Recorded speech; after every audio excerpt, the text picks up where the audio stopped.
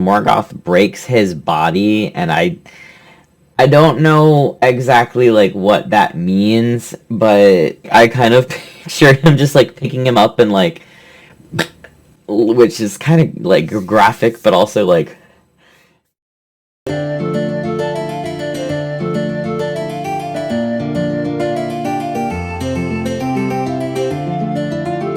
Hello, welcome to my YouTube channel, and welcome to my YouTube project, Makeup and Middle-earth Monday, a show where I pick out a topic from the Tolkien Legendarium and do a makeup look at the same time.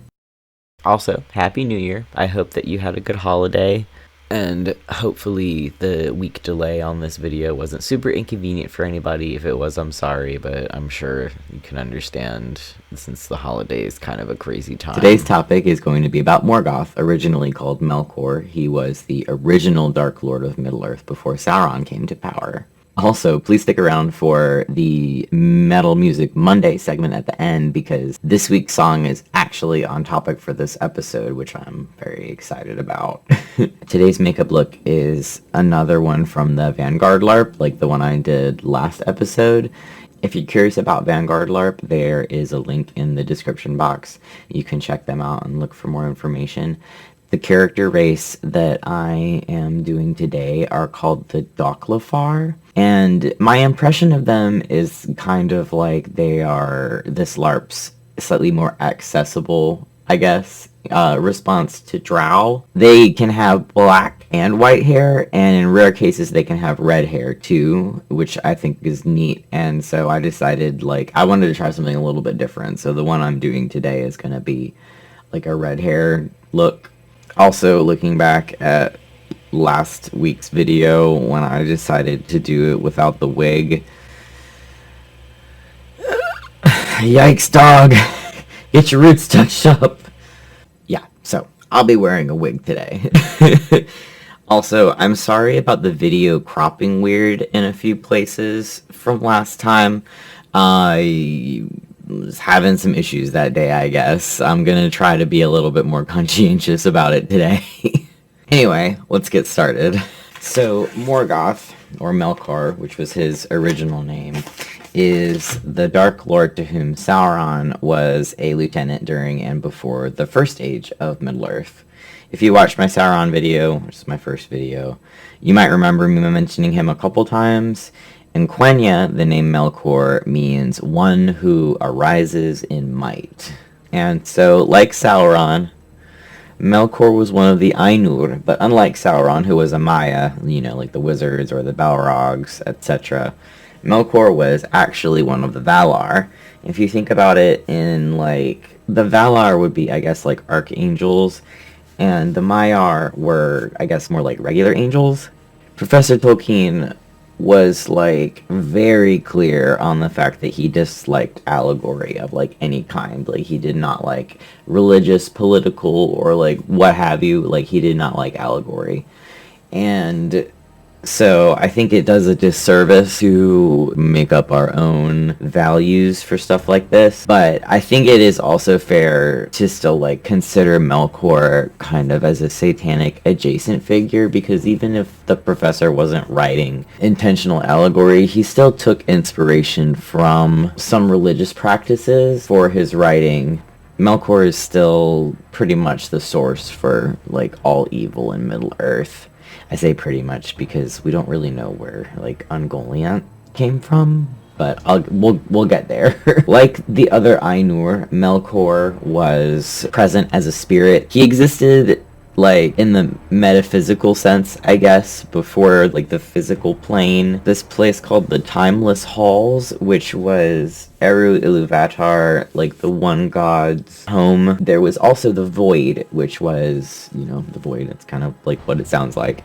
And Melkor would often travel out into this void looking for this thing called the Flame Imperishable, which he believed was where Eru Ilúvatar, the one god, got his powers from, and Melkor wanted it because he wanted to be the one with like all the power. So when Eru Ilúvatar, the one god, had created all of the Valar, he put a little piece of his own mind and like his own self into each of them, and that kind of defined their place in the world. And Melkor was the one who received the most parts of Eru Ilúvatar, and so he was the most alike Eru. So like you have, for example, Manwë, who was the king of the Valar, and he was Melkor's brother.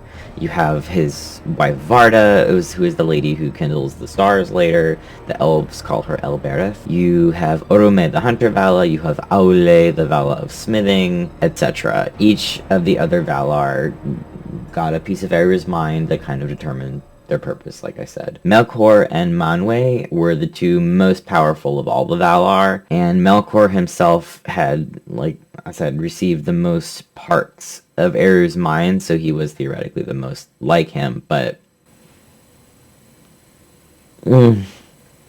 So anyway, Melkor and his brother Manwë were the oldest spirits of the Ainur. I see them very much as like a yin and yang of each other too, because like on the one hand you have Melkor, who is power hungry, cruel, and selfish, and then on the other hand you have Manwë, who was humble, kind, and compassionate. And during this time before the universe was created, like I said, Melkor was trying to find the flame imperishable because he wanted more power. He wanted to be the one in control. And another name for the flame imperishable is actually the secret fire. So if that rings a bell for you, when you hear Gandalf say that to the Balrog when he's fighting him in the Fellowship of the Ring, he's talking about Eru Ilúvatar, the one god. And of course, Melkor didn't understand that the flame imperishable exists within Eru himself. It's a part of him. And that's why, like, when you hear this saying, it's a paraphrase of a quote, but it's like, evil cannot create, it can only imitate and destroy the good works of the true creator, is, I think, essentially the gist of it. This is where that comes from, because Eru Ilúvatar is the only one who has the true spark of creation. So Melkor wanted that, because all he could do was imitate or corrupt. So,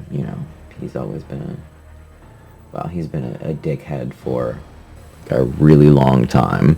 Eru Ilúvatar begins this thing called the Ainulindale, which is the chapter that scares everybody off of reading the Silmarillion. But don't worry, I'm going to make it real simple. All you really need to know is that this song is what creates the physical world for the Valar to become anchored to, so that they can develop it for the non-immortal races. During this song, the Song of the Ainur, the Ainulindale, Eru begins the song, and the Ainur join him in the chorus, where he, is the conductor, essentially. So Melkor, being very prideful, decides that he wants to make things all about him, and he starts singing his own thing. He causes enough discord that some of the Ainur around him, actually stop singing Eru's song and start attuning their music to Melkor, to the point where there's basically now two completely different songs going, and Eru is like, this ain't it, chief. And he, introduces, two new movements to his version of the song to combat, the discord that Melkor's music is adding to his beautiful creation song. And the first of these actually uses Melkor's brother Manwë as its chief instrument, but Melkor was still able to overpower this theme. Even though he wasn't able to completely destroy it, he was still able to overpower it. Eru eventually calls a halt to the music and speaks directly to Melkor, and more or less is I appreciate what you're capable of here, but this is my music, and you really ain't shit. Eru's basically you may cause discord right now in my music, but there's nothing you will ever be able to do that will be as cool as anything I have ever made or will ever make. And if you're still determined to commit yourself to being better than everybody else, I have news for you. You are not. And anything you try to do will eventually only end up making all of my stuff look even better. And obviously, that's not something that Melkor liked being told. So once the physical world had finally been formed, he descended into it with the other Valar, and he really wanted to be the leader. So he is I am the king. Ahaha, this is all of this is my realm. I'm the king because I'm the most powerful and the coolest. And the other Valar were like, no, dude, we don't want you to be king. We're picking Manwë to be king because he's better than you and you're a jerk. And so Melkor, since they voted him to not be in charge, he had like a temper tantrum. And spoilers, a lot of this backstory is just Morgoth having a temper tantrum and trying to ruin everybody else's fun because he didn't get his way. Eru gave the Valar the task of developing the world and make it ready for the children of Eru-Ilúvatar, which would be the elves and men, to have a nice place to live. So the Valar are trying to do this, and Morgoth is just doing his damnedest to ruin everything they make. They make a mountain, he knocks it down. If they try to make a valley, he turns it into a mountain. If they try to make an ocean, he drains all the water out of it. As you can imagine, I'm sure this becomes extremely frustrating for the Valar. And eventually, a new Vala named Tulkas descends from, like, the heavens, quote-unquote, in a fury of laughter, I believe is the quote. And I think he got tired of watching Melkor just, like, being a dick to everybody and preventing them from making any real progress with this task that they had been trying to carry out. Tulkas is the most warlike of all the Valar, and he likes fighting, but he fights with his bare hands. So he comes down here and is like, "Put him up, bro. I'm gonna teach you a lesson, boy." And Morgoth hates this, and so he's just like, I'm out, man," and he leaves. Like, Morgoth doesn't want to deal with Tulkas. He's afraid of him because Tulkas is like got big muscles and is ready to throw hands at any given moment.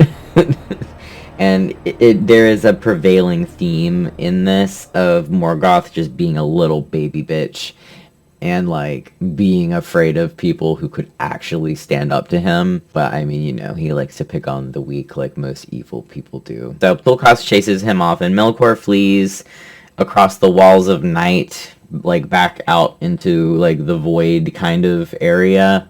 And he leaves the physical plane. While he's gone, the Valar finally have time to form creation in the way that they wanted to do it before he was there meddling and, like, making everything difficult. So they create the first lights of Middle-earth, of Arda, were the two lamps, and they were basically like these two huge pillars that had a lamp on top of it. One of them was the primordial version of the sun, and one of them was the primordial, version of the moon. And they gave light to what was becoming Middle-earth. And once these lamps were raised, the Valar kind of made their home between them. Melkor finally returns to Arda with a Maiar that he'd corrupted into singing with him during the Ainulindale.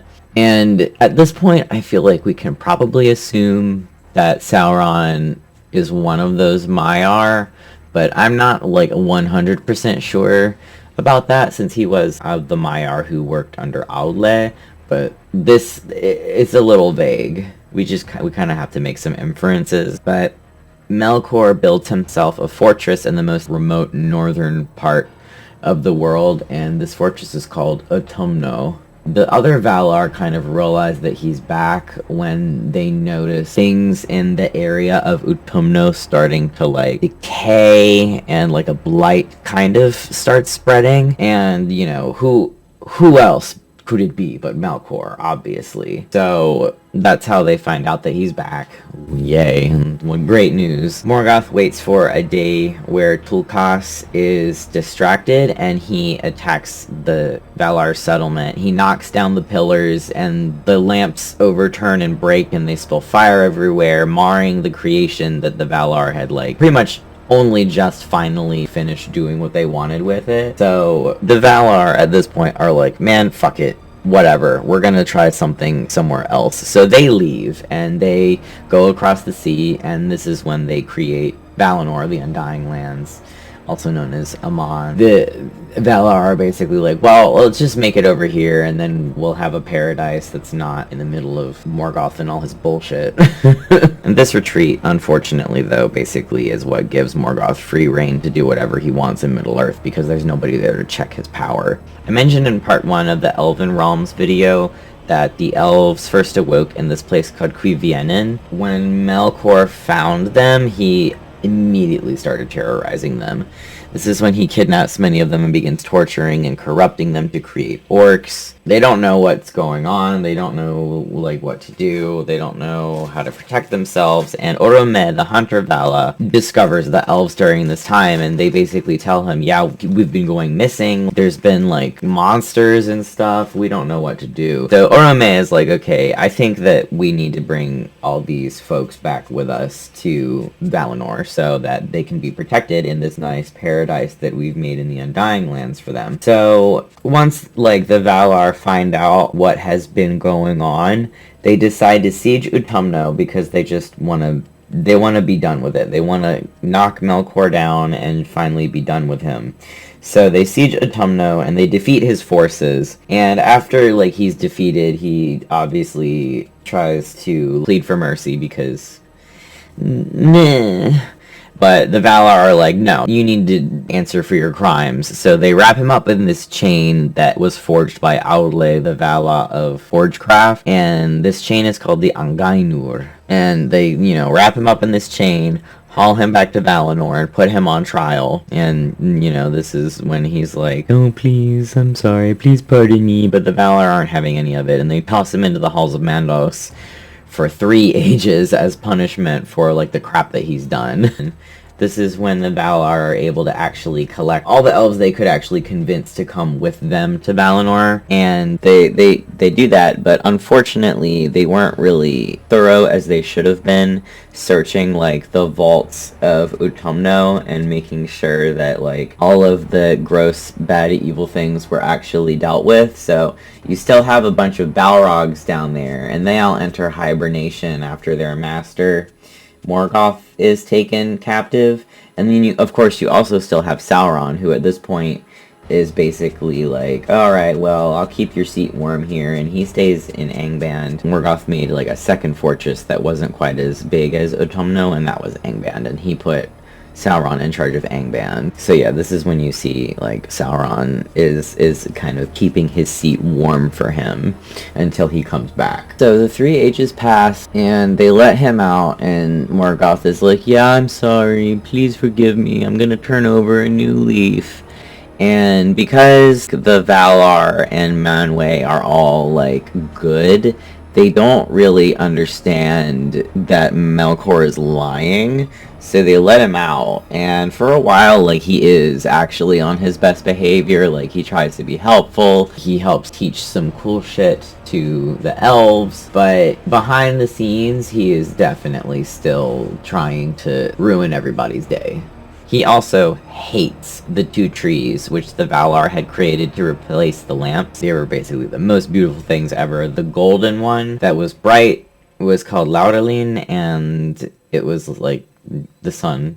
And then the silver one that was like a softer light was called Telperion, and that was, like the moon. And during the years of the trees, an elf named Feanor, who was the firstborn son of Finwë, who was the High King of the Noldor elves at the time. And the Noldor were one of, like, the elven kindreds who actually came to live in Valinor when they were collected to go there. There's 3 kindreds of elves in Valinor, and it's easier for me to kind of keep track of them when I think about, like, and obviously there are exceptions to this rule because they did intermarry, but generally speaking, the Noldor had dark hair, the Vanyar had blonde hair, and the Teleri had silver hair. So if that helps you, I hope maybe it will. But some of them did intermarry, so this is why Galadriel had golden hair, is because she had Vanyar blood. But Feanor, the son of Finwë, was this amazing elfsmith, and he came up with, like, ways to make a lot of really cool stuff. And he made these gems called the Silmarils, and he made them by capturing the light of the 2 trees within the gems. So they were, like, really cool. They were so cool that Varda actually hallowed them. What that means basically is nothing evil could touch them without being burned by them. Like, if you did, like, a bunch of bad shit and you tried to touch them, they would char your hands. So yeah, Fëanor crafted a lot of cool shit, but the Silmarils were like the best thing he ever made. So no evil could touch them. I wonder if that will come up later.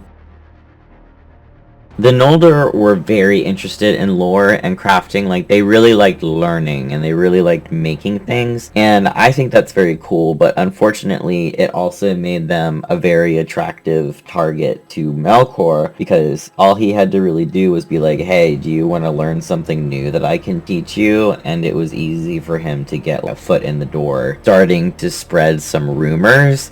And he started basically like trying to tell the Noldor and trying to convince them that the other Valar were like trying to keep them in the Undying Lands like against their will, which, I mean, you know, it's paradise, so I don't really understand that, but okay. He was somewhat successful with it, and the Valar didn't know that this was going on at first. But it came to a head when Melkor had, like, worked with Fëanor's paranoia so much that Fëanor ended up actually having a brief falling out with his younger half-brother Fingolfin, and actually threatened his brother with, like, a sword and was like, you're trying to usurp my position and blah blah blah. And Fingolfin was like,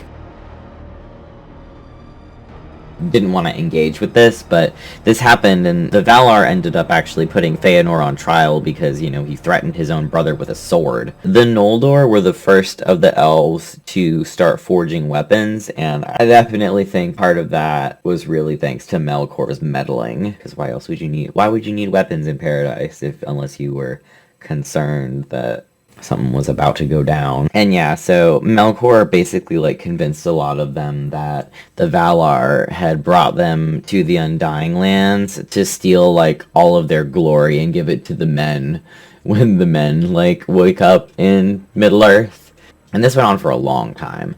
But after Fëanor was put on trial, they banished him to Formenos. I think that was his father's kind of like family home area, and they banished him there. It wasn't a permanent banishment, it was just temporary to kind of cool his heels, I think, probably. But during the trial, it came out that Melkor was the one who was behind the conflict, and by the time it came out, Melkor had, you know, skedaddled because he didn't want to get got. He went to find Fëanor in Formenos and was like, hey, I think you should watch out because they're gonna try to steal your Silmarils. And Fëanor is basically like, oh, are they? Or are you going to try to steal my Silmarils? Because Fëanor was, you know, he was hot-headed, but he was also very smart. Fëanor basically tells Melkor to fuck off.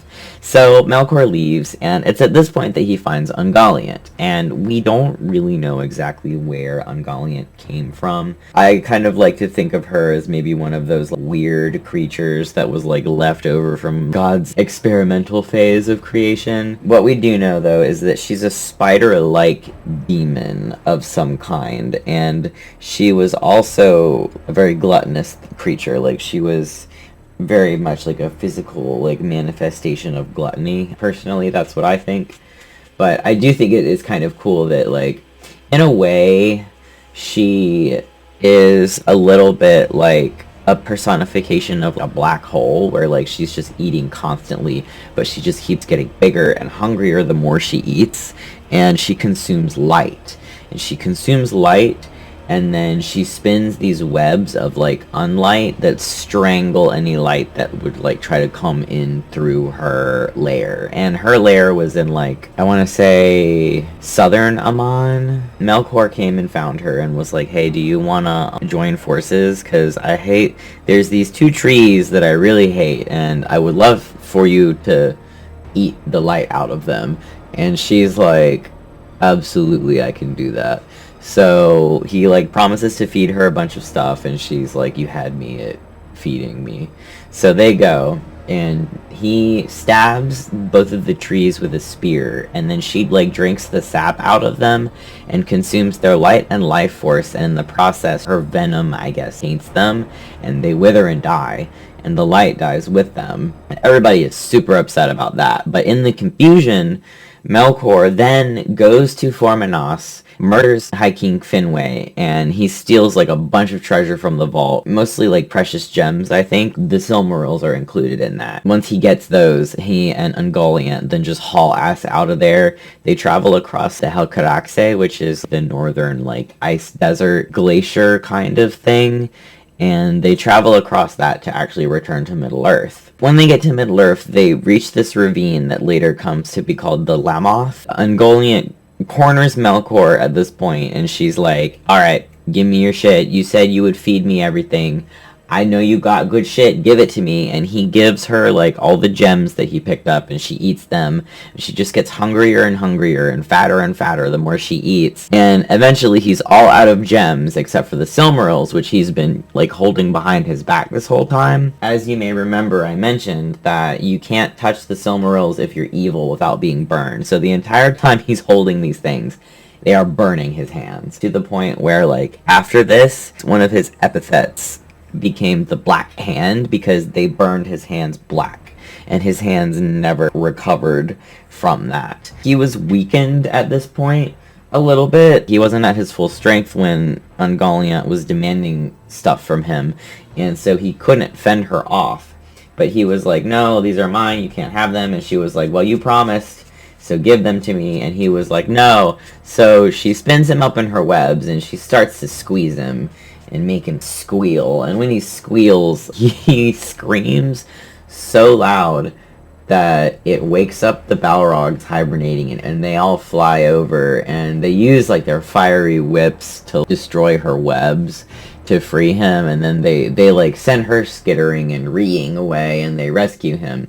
But I think it's funny because after this, supposedly if you went to Lamoth, you could still hear the echoes of his screams to this day, which, like, fuck around and find out, I guess. So, after being rescued by his Balrogs, Morgoth comes and takes control of Angband back from Sauron. And when Feanor finds out what's happened, where his Silmarils have been stolen and his beloved father has been murdered, he names Melkor Morgoth, which has a few translations, but more or less it means dark tyrant, or like black foe of the world. And I think of Feanor as one of those guys that's like really good at giving people nicknames, and once he gives you a nickname, like it sticks whether you like the nickname or not. That's how I think of him in this situation. So he renames Melkor Morgoth, and after this point, nobody who considered themselves an enemy of Morgoth ever called him anything but Morgoth after that. So they didn't call him Melkor anymore, it was Morgoth. And Feanor convinces most of the Noldor to follow Morgoth in pursuit of vengeance. I covered this a little bit in the Finrod episode, but Feanor does some really, really fucked up stuff to his fellow elves in his quest for vengeance. And one of those things is the kinslaying, when he kills a lot of Teleri elves to steal their boats, because the Teleri, like, they wouldn't give him their boats because the boats were very precious to them. So he killed them and stole the boats. So, like, they travel across the sea with these stolen boats, and Feanor basically abandons his younger brother Fingolfin and Fingolfin's host to figure out how to get there on their own. So they have to cross the Helcaraxe, which means that they get to Middle-earth quite a bit less expediently than Feanor's group of people that he trusted to go with him. And during this time, Morgoth has the 3 Silmarils fashioned into a black iron crown that he wears on his head, and he starts breeding orcs, and he starts reinforcing Angband, he starts tunneling, and he also builds up these 3 giant volcanoes that together are called Thangorodrim, and he basically makes them out of like the slag that he's been, like when he's been clearing like tunnels, he built the mountains up with the leftover slag from that. And then once he feels pretty comfy, he basically declares himself king of the world. And when Feanor's group finally lands in Middle-earth, Morgoth sends an army of orcs out to try to deal with them before they can find like a safe way to hunker down and deal with Morgoth. Unfortunately for him, his brand new orcs are really inexperienced, and the elves completely wiped them out, pretty much. But I'm assuming this is just baby orcs, mass-produced condemnations of the military-industrial complex. And then a few of the orcs do flee back to Angband, and of course, Feanor, showing like his true Ares energy, like runs off after them with barely anybody immediately with him to back him up.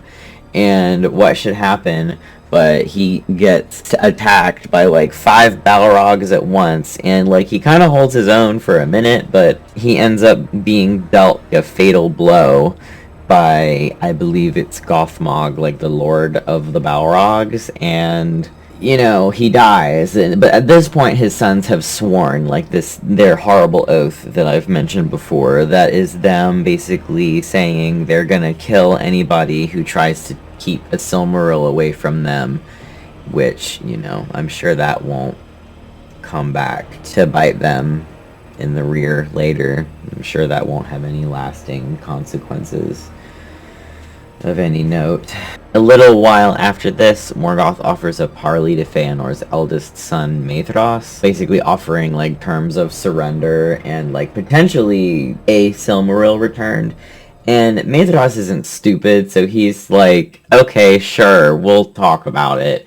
And he brings more people than they agreed to bring because he does not trust Morgoth, but unfortunately for him, Morgoth brings even more people than they said they weren't going to bring, and Maethros' escort is essentially killed and he's taken captive. And Morgoth is like, hey, do you want to ransom your boy? And the Noldor are like, you're not going to give him back, so no. Obviously, like, he's not trustworthy, so smart for them for not attempting to rescue him. But Morgoth, like, hangs Maethros by his right wrist off of the side of the mountain, like one of the mountains of Thangorodrim. And I imagine that probably sucked a lot. So it's at this point that Fingolfin's group makes it to Middle-earth after they finish crossing this awful, like, ice desert for, like, 40 years. Maybe it was 30 years. It's not super relevant right now anyway, so. They finally arrive, and they're super pissed because Feanor betrayed them, but Fingolfin's son, his eldest son, Fingon, decides to rescue Maethros, and it's around this point that the sun and the moon are finally unveiled. Like, when Fingolfin's group finally arrives in Middle-earth, that's when the sun and the moon kind of are implemented. So the sun is absolutely, like, perplexing for Morgoth and his creatures, and they hate it. So in, like, the confusing middle math, I guess, Fingon uses the opportunity to rescue Maethros from where he is, like, hanging off the side of this mountain, and the Noldor are steps away from civil war with each other at this point based on, like, who took the boats and who didn't. But after Fingon rescues Maethros, Maethros is like, hey, Uncle Fingolfin, why don't you be High King? And him giving that position to Fingolfin really helped bridge the rift, and so they were able to face Morgoth with a more united front. This also, when, like, the first sun and moon happened, this is what begins the First Age. So we move on from the years of the trees to the First Age of Middle-earth, also known as the First Age of the Sun. And about 60 years into the First Age, Morgoth attempts to attack the elves in the Dagor Aglareb, which is called the Glorious Battle. As the name suggests, things do not go according to Keikaku for Morgoth, and his army get absolutely wrecked, and he's forced to retreat and hole up in his fortress again. The Noldor at this point begin a siege on Angband that lasts 400 years.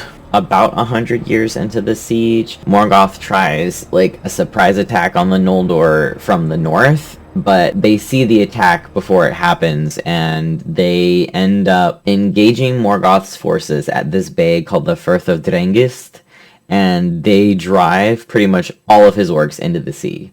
Morgoth realizes at this point that orcs alone aren't gonna cut it, and he decides to really, like, bide his time and wait for the right moment to strike.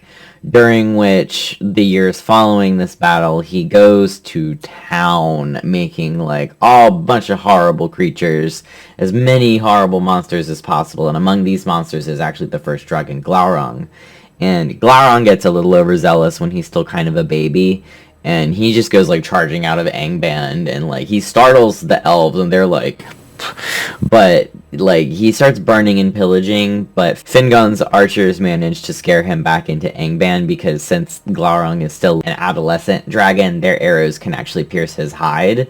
So they shoot him with a bunch of arrows, and he's like, dang, just kidding, and he runs back to Angband, and there's not really any serious consequences of this happening, it just kind of happened. Also during the Siege of Angband, that some of the men finally arrive in Beleriand, and Morgoth basically sneaks out of his fortress to, like, start trying to corrupt the men as well, and he finds that they are much easier to corrupt than the elves had been. Shocker, am I right? But there is a special group of men who resisted him, and they were called the Edain, and these men were actually part of the group that later became Númenóreans in the Second Age. But the right moment for Morgoth to strike finally arrives in First Age 456-ish. Also, I just wanted y'all to know, I tried to remember that date from memory. I was like, I guess 466, so I was only like a decade off, so, you know, good job me. Good job me. I'm a huge nerd. I'm terrible with dates, so the fact that I was only 10 years off is impressive. So yeah, Morgoth unleashes all hell, essentially, and this is the Dagor Bragolach, or the Battle of Sudden Flame.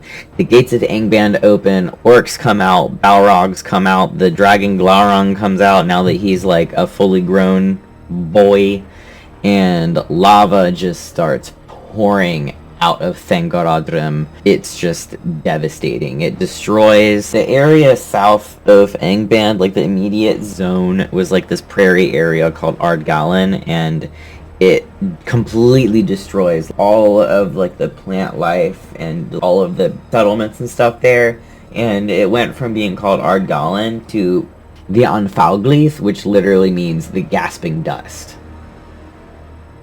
So just this, like, post-apocalyptic lane, I guess. Like, it's absolutely devastating for the elves. They had massive casualties, and I just pictured Morgoth in his castle, like, when he's, like, doing all this to, like, plan, just being like, this gonna be good, chuckling to himself like some fucking gremlin as he's, like, stocking up on lava.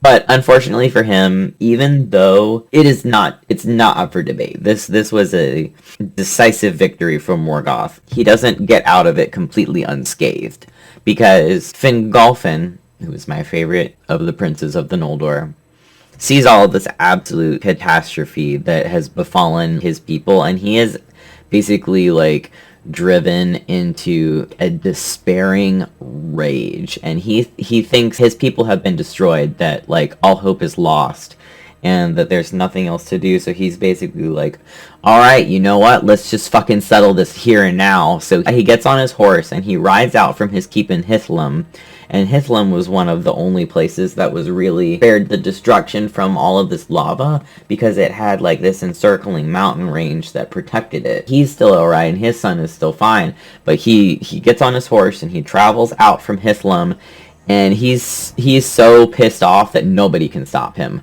Like, no one can stop him. And as he rides to Angband, the book is basically like, people who saw him in his fury thought that he was actually, like, Orome himself riding to do battle with Morgoth. And I'm gonna go more into this in Fingolfin's own episode, just because I want to do this scene justice on its own, but I'm gonna paraphrase it in this one. It's still gonna hopefully still be very cool, but this is one of my favorite parts in the Silmarillion. So Fingolfin rides to Angband, and he gets outside the gate, and he starts, like, blowing his horn and, like, basically calling him a coward, and he's just talking shit and blowing his horn, and he's doing it in a way that, like, Morgoth is forced to address this challenge, because if he doesn't, he's gonna lose face with his own lieutenant. So he has to respond because Fingolfin is just out there insulting him. And he doesn't want to go. Like, he doesn't want to fight this elf. He's afraid, which, like, dude, you're a Vala. It's an elf. Why are you afraid? But, you know, Morgoth's a little bitch. So, like I said, the prevailing theme of Morgoth's cowardice is very strong in his story arc.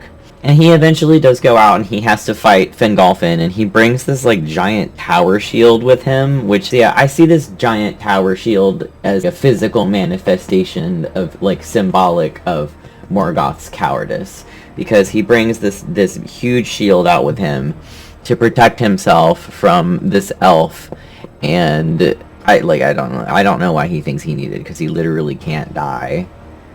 But, like, yeah, he's a coward. But it also doesn't do him any good, because Fingolfin is just so, like, quick and light on his feet. Fingolfin manages to wound him 7 times as Morgoth is trying to smite him with Grond. And Grond is this warhammer that Morgoth has. It's this horrible, like, gigantic warhammer. I think that its subtitle is, like, the Hammer of the Underworld.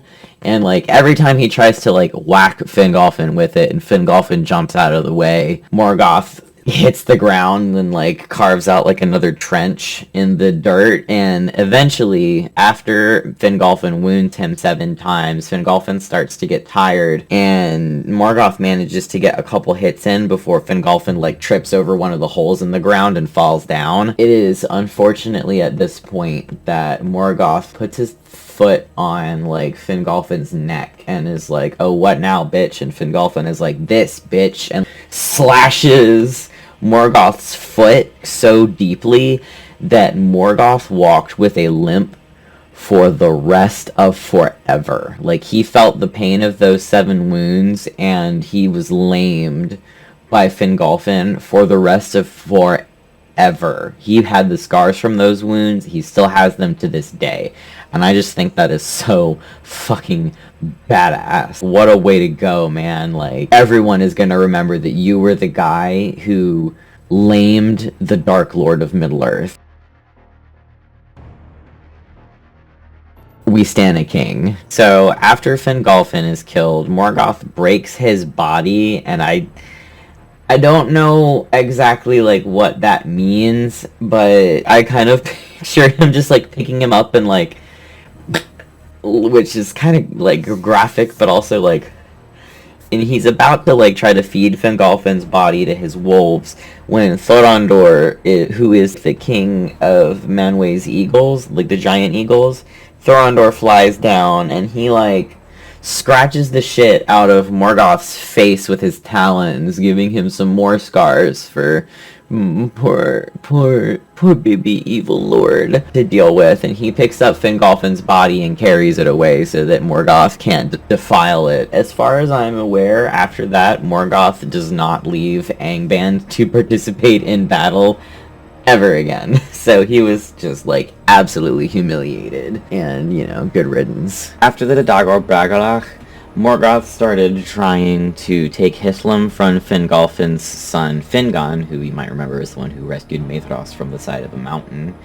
7 years go by, and Morgoth thinks he maybe finally has gotten a hold of Hithlum when who should show up and save the day at the last minute but Círdan, the motherfucking shipwright, Lord of the Thalas, coming with a host to help Fingon drive Morgoth's forces away. So, haha, sucks to suck. Sometime later in the First Age, though, this is from the Lay of Luthien, or in the Tale of Beren and Luthien.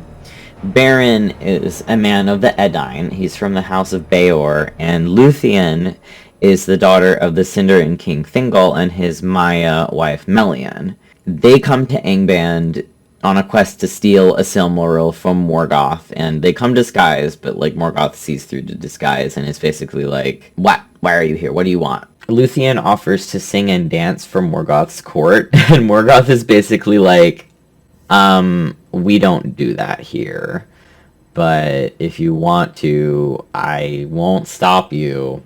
So she does it anyway, and there's this quote from the Silmarillion. Morgoth conceived a lust and an evil more abominable than he had ever yet committed, and allowed her to continue singing. Yikes. Fortunately for Luthien, she's also a badass, and she sings this, like, magically hypnotic song that puts the entire throne room of monsters to sleep, and Morgoth also falls asleep, and he, like, falls off his throne. I'm assuming he's probably snoring like he's sawing logs, and Beren, like, climbs up there to cut a Silmaril out of his crown, and for some reason, after he cuts the first one out, he decides to try for a second one, because, you know, I'm sure that's a great idea, but it doesn't, he can't get it out, and his knife, like, breaks as he's trying to get the second one out, and a piece of it, like, flies off and cuts Morgoth in the face. And, like, he doesn't quite wake up, but, like, he stirs a little bit, and Beren finally is like, you know what, maybe this is not a good idea. So he just takes the one Silmaril he already has, and, like, they get ready to book it out of there. I'm gonna paraphrase this, too, a little bit, because Beren and Luthien really need their own episode. But basically, Morgoth wakes up as they're being carried away from Angband by Thorondor the Eagle, and he is pissed. Like, he is super pissed. Like, the volcanoes around Thangorodrim start shooting, like, fire into the air because of how salty he is that they took one of his stolen Silmarils, but he's never actually able to recover it again. So, suck it, Morgoth. And then in, what, like 472 of the First Age, Maedhros, Feanor's eldest son, starts trying to, like, get enough allies together to take Morgoth out, and the battle that results from this effort, the Nirnaeth Arnoediad, is also known as the Battle of Unnumbered Tears. So, as you may infer from the name of that, it did not go well for the alliance of Maedhros. Maedhros brings elves and men and, like, dwarves together. They think that this is going to go well for them. Unfortunately, it doesn't. Several of the Elven realms flat out, like, refused to help, just because by this point the Sons of Feanor had kind of gotten a reputation for being jerks, and Thingol was like, I'm not helping you guys, you murdered my family, because he was related to the elves that they killed during the kinslayings. And then Nargothrond didn't help because they were angry that the Sons of Feanor got their king killed in the quest for the Silmaril. You can watch my Finrod episode for more information on that. And then, you know, during the battle, they were actually betrayed by, like, some of the men that they had thought were on their side, and the men switched sides to join forces with Morgoth. So, once again, good job, men. And during this battle, the dwarves end up managing to wound Glaurung enough to send him, like, fleeing from the field, but in the process, their king is killed. So the dwarves pick up their king's body, and they just essentially abandon all of their other allies to the battle while they, like, carry their king away because they're so upset that their king got killed. And, like, Maedhros and, like, the other Sons of Feanor to make it out of the battle alive. One of the people who didn't make it out alive was Fingon, who became High King of the Noldor after his father Fingolfin was killed. Fingon and his forces were cut off. He was also unfortunately killed by Gothmog, the Lord of Balrogs. And the Nirnaeth Arnoedia, the Battle of Unnumbered Tears, is also another decisive victory for Morgoth, unfortunately. And with this battle, he essentially is able to cripple, like, all of Beleriand. Doriath and Nargothrond were untouched at this point, but Morgoth knew without the allies that he had just deprived them of, like, they weren't really a threat to him. The only place that he was, like, really concerned about still was Gondolin, because there's, like, a prophecy that his destruction is gonna be coming from someone from the house of Turgon, and Turgon was the king of Gondolin. Turgon was also one of Fingolfin's sons. So after the Nirnaeth Arnoediad, Hurin, who is a man from, I want to say, the house of Hador, And they're also part of the Edain, and he was taken captive by Morgoth because Morgoth knew that he had been to Gondolin before, and he wanted the information for how to get there. And Húrin was like, "No, fuck you, I'm not telling you how to get there." But Morgoth has his ways, and he basically cursed Húrin's children. Read The Children of Húrin for more information on this. But he basically cursed them with just terrible luck. Everything they did ended up backfiring somehow and just making everything worse, to the point where, unfortunately, at the end of this torture process, both of his children, how can I put this, decided to unalive themselves. And I say children, they're adults, but yes, they both unalived themselves. And at this point, Morgoth lets Húrin leave. This essentially lays the groundwork for the destruction of Gondolin, and I talked about that more in depth in the first Elven Realms episode, so I don't want to go too much into it in here because this is a really long script already, and I want to make sure I cover everything before I have to deal with no more makeup to put on. But yeah, Morgoth really wants to take down Gondolin. He manages to find the general area close enough that he captures this elf Maeglin, who was the nephew of King Turgon of Gondolin. Morgoth, I'm gonna torture you if you don't tell me, what I want to know. And Maeglin is like, no need to torture me. I'll tell you whatever you want to know. And Maeglin is also nasty, and he wants to be a cousin fucker because he's in love with his cousin Idril. And so he basically gives up everything because Morgoth promises to, let him essentially marry his cousin that he wants to marry, which, why, man? You could have had any other, wonderful elf lady and you want to marry your cousin. So what comes of this, essentially, Gondolin falls, and the elves are forced to flee to, a refugee camp. Things are looking pretty grim. A few years, probably more than a few years later, but Eärendil, who was the son of Idril, who was the cousin that Maeglin wanted to make his own, and her actual husband, Tuor, who was a man, their son Eärendil saves the day. During the fall of Gondolin, Eärendil was just a child, but he grew up basically in the refugee camp at the Havens of Sirion. It was in that area. And Círdan the Shipwright actually helped him build this super sick boat called the Vingilot.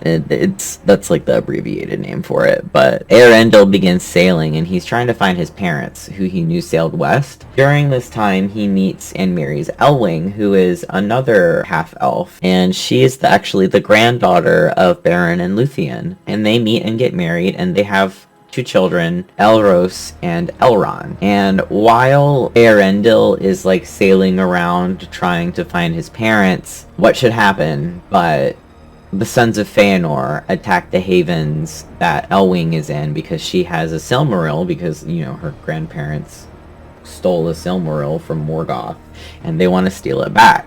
So in order to protect herself and the Silmaril, she literally runs out and casts herself into the sea trying to get away from them. Eventually she is rescued by her husband, and they both, using the power of the Silmaril, they sail to Valinor and plead their case before the Valar. And because they were begging for help on behalf of their people, not on behalf of themselves, the Valar were like, okay, we'll come help, because things are bad. Things have gotten really, really bad in Middle-earth by this point. Morgoth has basically, after the fall of Gondolin, there's no one left to oppose him. Morgoth has taken complete control, pretty much, and there's only a few refugee places now. So the Valar come in force, and they initiate what is called the War of Wrath. Essentially, what happened is the Valar come and they bring the entire host of the Vanyar and the entire host of the Noldor who had stayed behind in the Undying Lands. And I don't think the Teleri came to help because they were still pissed off about their boats and the fact that a bunch of them got murdered. So you know what? you, fam. Like, I would be pissed too. So the Teleri, like, lend the Valar some of their boats, but they don't actually, I don't think they actually come to help. They don't themselves come to help. But they get there, and the host of the Valar arrive, and it's essentially, like, 50 years of just all-out, knock-down, drag-out war all over, like, the continent, all over Beleriand. And during this battle, Morgoth basically unleashes everything he has in an attempt to win. And all the dragons he has been working on, one of which is, there's this chart that shows the different sizes of the different dragons in the world of Middle-earth. So, like, Smaug is pretty big. Like, we've seen him on screen. And so you see Smaug, and he's on this chart like this. And you see Ancalagon the Black, and he's on the chart like, say Smaug is this big, Ancalagon is like this big. Like, he was so big that his wings blotted out the sun. Eärendil actually takes him out with his boat, which can fly now, and when he kills Ancalagon, this dragon was so, like, ginormous that when he fell, he flattened the peaks of Thangorodrim when he fell on top of them. With the big-ass dragon. So, like I said, about 50 years of just straight-up war all over the continent, to the point where at the end of it, they've destroyed the entire continent. Like, there's nothing left of Beleriand after this is over. It has sunk into the sea. The only part of Beleriand that's left was the furthest, most eastern part of it, which becomes known as Lindon. And other than that, they just sank, like, the entire continent. Like, the end of it. That's the Valar win, and they storm Angband, and Morgoth is like, wait, please, like, have mercy, and they just are not having it. They hew his feet out from under him like they're chopping down a tree. Then they take his crown, and they take the Silmarils out of it, and then they, like, jam it down around his neck and turn it into a collar as they take him prisoner. And after that, they, like, chain him up with the chain of Angainur again and toss him out into the void, wrapped up in the chain, and that's where he is. He's there now, waiting, hoping to return one day to wreak havoc again.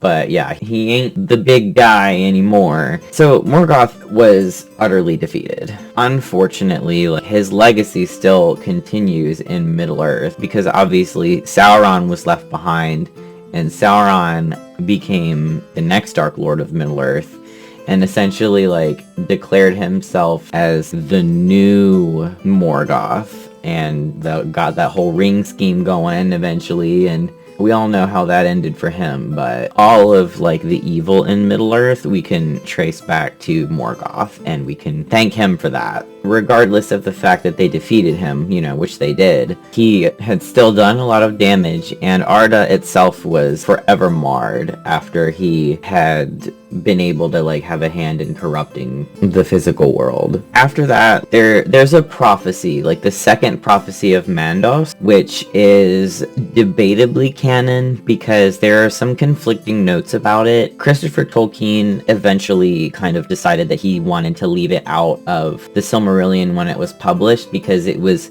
there's, like I said, there's, like, some conflicting notes about it, but it's still cool to, like, think about. And the prophecy is essentially that one day Morgoth will escape when the Watch is at its lightest, and there's going to be, like, one big final war to end all wars battle that everybody's gonna come back for. Like, all the dead are gonna come out of the halls of Mandos to fight this war.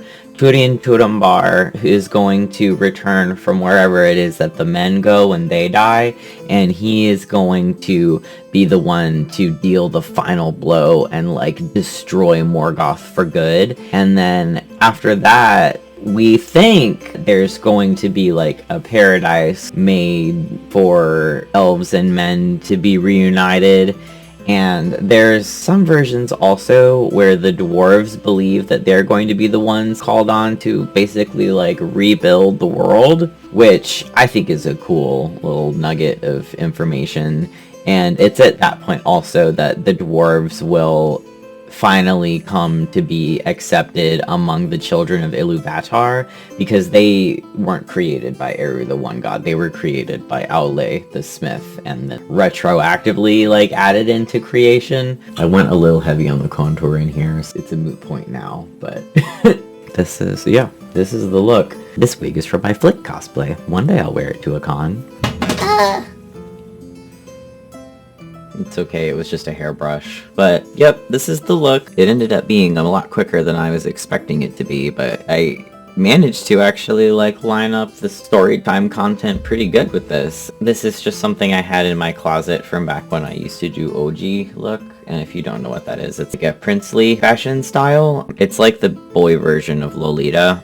I really would like to wear it again one day. Doc Lafar race. My impression of them was that they kind of they need to be the best dressed in the room. So who could be better dressed than someone wearing designer stuff? But yep, this is the look. Initially I was going to use a longer wig, but this one I think actually looks, I think this one actually suits it pretty good. So, ta-da! Anyway, now that we've reached the end, it's time for a segment I like to call Metal Music Monday. This is where I recommend a song from my metal library. Maybe we like the same music, maybe it's new to you. Either way, I hope you enjoy it. The song of the week is Into the Storm by Blind Guardian. This is from an album called Nightfall in Middle-earth, and honestly, like, any Tolkien fan who is a self-respecting metalhead should give this entire album a listen. I'm sure that if you are a metalhead, you're not the least bit shocked that this is the song I picked if you've heard it before, since it's literally about Ungoliant cornering Morgoth after they've stolen the Silmarils and like demanding that he feed them to her. That's what the song is about, and it is a heckin' bop. Like, if you like face-melting guitar solos, Blind Guardian is the band for you. Just so good. Anyway, I hope you enjoyed our time together. I know I really did, but even if you didn't, I appreciate you giving me the chance. If you did enjoy, I would love it if you would be willing to give me a like, or leave me a comment, or even hit that subscribe button. For now, I hope you have a lovely day, and until next time, Namarie.